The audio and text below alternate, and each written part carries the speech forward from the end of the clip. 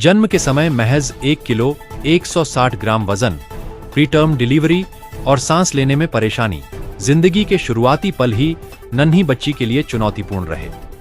उपचार के दौरान उसे कई बार सांस रुकने यानी एपनिया के एपिसोड भी आए। ऐसे मुश्किल हालात में यज्ञ नारायण अस्पताल की नवजात शिशु इकाई की टीम ने 38 दिनों तक लगातार निगरानी और उपचार के साथ बच्ची को पोषण उपलब्ध कराया। आखिरकार बच्ची ने मुश्किलों को मात दी और स्वस्थ होकर अस्पताल से घर लौट गई।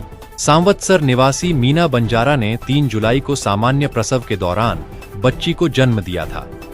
जन्म के समय बच्ची का वजन सिर्फ 1 किलो 160 ग्राम था। प्रीटर्म होने के कारण उसे सांस लेने में परेशानी हो रही थी। स्थिति को देखते हुए नवजात शिशु इकाई के चिकित्सा प्रभारी डॉक्टर निर्मल निहालपुरिया ने जांच के बाद बच्ची को तत्काल NICU में भर्ती कराया। शुरुआती उपचार के दौरान बच्ची को सांस लेने में सहायता के लिए बबल CPAP पर रखा गया। उपचार के बीच उसे बार बार एपोनिया के एपिसोड भी आए। चिकित्सकों की निगरानी में कैफीन सिट्रेट देकर इन स्थितियों को नियंत्रित किया गया। इसके साथ ही बच्ची के पोषण और वजन बढ़ाने पर भी विशेष ध्यान दिया गया। चिकित्सकों और नर्सिंग स्टाफ की लगातार निगरानी के बीच बच्ची को कंगारू मदर केयर, बेहतर पोषण और आवश्यक उपचार दिया गया। धीरे धीरे उसकी सेहत में सुधार होने लगा और वजन भी बढ़ता गया। 38 दिनों के उपचार के बाद बच्ची का वजन 420 ग्राम बढ़कर 1 किलो 580 ग्राम हो गया। डॉक्टर निर्मल निहालपुरिया ने बताया कि प्रीटर्म बच्ची को शुरुआत में बबल CPAP से सांस का सहारा दिया गया था। एपनिया के एपिसोड को नियंत्रित करने के लिए कैफीन सिट्रेट दिया गया। कंगारू मदर केयर और बेहतर पोषण से बच्ची के वजन में लगातार बढ़ोतरी हुई। अब बच्ची स्वस्थ है और उसे सांस संबंधी कोई विशेष परेशानी नहीं है। 38 दिन की लगातार निगरानी और उपचार के बाद बच्ची की हालत में संतोषजनक सुधार हुआ। अब वह मां का दूध सीधे पी रही है। स्वस्थ होने पर बुधवार को उसे अस्पताल से छुट्टी दे दी गई। बच्ची के उपचार में नवजात शिशु इकाई की टीम का महत्वपूर्ण सहयोग रहा। टीम में डॉक्टर निर्मल निहालपुरिया, नर्सिंग प्रभारी प्रदीप गुप्ता, नीलम मालाकार, आयशा वी, मनीष शर्मा, प्रीति और नरेश शामिल रहे। महज 1 किलो 160 ग्राम वजन से जिंदगी की शुरुआत करने वाली इस बच्ची ने 38 दिनों के उपचार के बाद 1 किलो 580 ग्राम वजन हासिल किया। अस्पताल से स्वस्थ होकर मां के साथ घर लौटना परिवार के लिए राहत और खुशी का पल रहा। जी सर, बताइए जो बच्चा था वो कितने दिन से यहाँ पे भर्ती था और क्या उसकी स्थिति है अभी? एक हमारे यहाँ पे पार रेसिडेंसी में बेबी ऑफ मीना आया था, जिसकी डिलीवरी अपने यही YN हॉस्पिटल में हुई थी। जब डिलीवरी हुई थी तो बच्चा बहुत ही कमजोर था। बच्चे का वजन लगभग 1 किलो 100 ग्राम के आसपास था।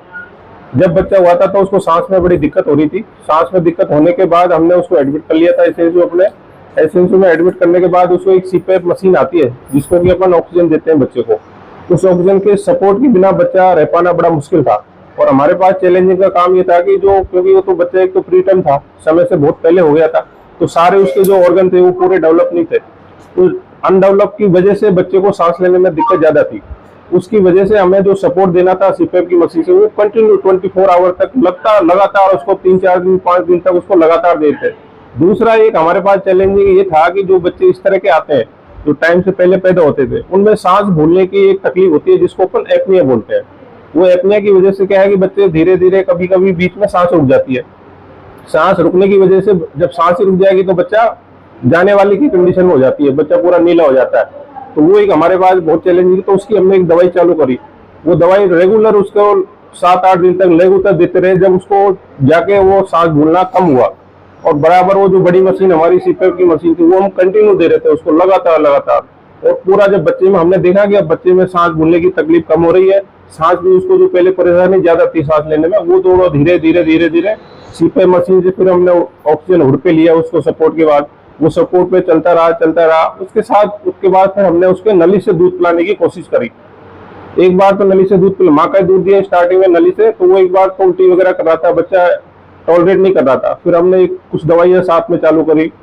1-2 दिन तक हमने उसको वॉच किया कि बच्चा टॉलरेट कर रहा नहीं कर रहा। फिर वो धीरे धीरे टॉलरेट करना चालू किया, तो फिर हमने जो नली से दूध पिला रहे थे उसकी मात्रा हमने धीरे धीरे उसकी बढ़ाना चालू कर दिया। जैसे उसकी वो फिर डाइजेशन करने लग गया, एब्जॉर्ब करने लग गया, बच्चे को कोई दिक्कत नहीं हो रही, आराम से कर रहा था, टॉयलेट कर रहा था, कोई उल्टी नहीं कर रहा था।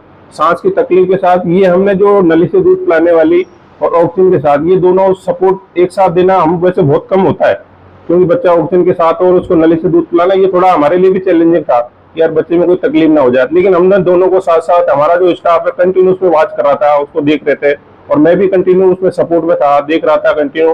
फोन से हम डिस्कस करते थे, बीच बीच में स्टाफ से बात कर रहे थे। तो हमारे लिए बराबर यही रहा था। उसमें जैसे जैसे हमने इम्प्रूवमेंट देखा तो हमें भी थोड़ा खुश मिला कि यार बच्चा कितना अच्छा है कि इम्प्रूवमेंट हो रहा है धीरे धीरे। तो हम उसमें फिर हमने उसके साथ मल्टीविटामिन सपोर्टिव जो ट्रीटमेंट होता है वो धीरे धीरे हमने उसको स्टार्टिंग करना देना कर दिया। फिर नली के बाद दूध देना उसको, फिर कटोरी चम्मच पे लाए हम उसको, कटोरी चम्मच से फिर देना। हमने पहले तो हमने पिलाया, स्टाफ ने पिलाया, उसके बाद फिर घर वालों को बताया उसको कि भाई, घर वाले को बताया कि आप इस तरह से इसको कटोरी चम्मच से दूध पिलाओ, डकार दिलाओ। फिर उसको साथ के साथ KMC एक हमारा होता है कंग और मदर केयर, जिसको लगाने से क्या होता है कि बच्चे का जो सांस की तकलीफ है वो भी कम होती है, वजन भी तेजी से बढ़ता है, और वो जो ऐसे बच्चे होते हैं ना उनके लिए ज्यादा बेनिफिट होता है। अभी तो वो अब बच्चे का जब हमने उसको डिस्चार्ज पे किया तो 1 किलो 700 ग्राम के आसपास, जब एडमिट किया था उस समय और 1 किलो 100 ग्राम उस समय ये था। अगर कोई भी बच्चा होता है उस समय भी क्या मतलब किस तरीके की ध्यान रखा जाए, मतलब इस तरह के बच्चे को देखो, पहली बात तो ये है कि बच्चे की जब सोनोग्राफी होती है उस समय ये पता चल जाता है कि भाई बच्चे की ग्रोथ कितनी हो रही है। उस सोनोग्राफी में बच्चे का एक वजन आ जाता है अपने पास। तो उस समय जो भी गायनेकोलॉजिस्ट हो रही है, जो भी वो लेडी ट्रीटमेंट ले रही है, जो भी डॉक्टर से ले रही है, तो वो डॉक्टर उसको एडवाइस करता है कि भाई आप ये चीज खाओ जिससे बच्चे का वजन बढ़ाए। तो वो गायनेकोलॉजिस्ट का वहीं से उसका चालू हो जाता है प्रोसेस। हमारे पास तो क्योंकि बच्चा होने के बाद हमारे पास आता है, लेकिन बच्चा पेट में होता है तो वो गायनेकोलॉजिस्ट उसको सलाह देती है बराबर।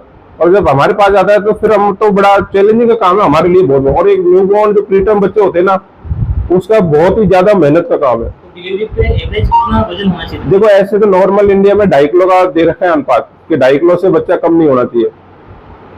ये एक स्टैंडर्ड रेशियो बना रखा है कि भाई 2.5 किलो से, WHO जो गाइडलाइन है 2.5 किलो से कम बच्चे का वजन नहीं होना चाहिए, ये एवरेज है। अब अपने पास प्रॉब्लम क्या होती है कि कोई बच्चा जन्म से पहले पैदा हो गया तो उसका वजन वैसे ही कम होना है, तो कम होने की वजह से ऑर्गन डेवलप नहीं होते।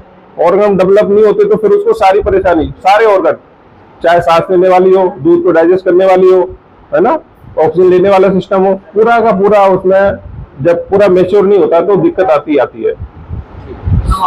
मैं डॉक्टर निर्मल निहालपुरिया, प्रमुख विशेषज्ञ YN हॉस्पिटल किशनगढ़।